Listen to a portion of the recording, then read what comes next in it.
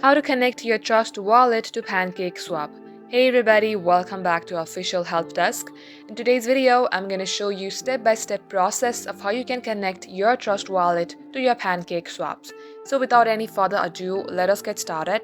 Head over to your Trust wallet app from your device and get logged into your Trust wallet account. Also make sure that you have enabled DA browser. If you have not, just simply tap on settings icon on your bottom right.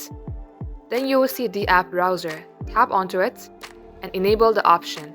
Once done, come back again and go on to browser tab. There you will see Pancakeswap, just tap onto it. You will be leaded to another website. Here simply tap on connect on your top right corner. Then here choose the option of Trust Wallet and tap on to connect. Once you do so, this is how it will look like, and now you have successfully connected your Trust wallet with your Pancakeswap. That wraps up today's tutorial. If you would like to see more videos on this topic, then all you have to do is comment down below and we will make a video on that topic. In the meantime, do like this video and subscribe to our channel, and don't forget to hit the notification bell icon to never miss an update from us. Thank you for watching, and I'll see you in our next upload.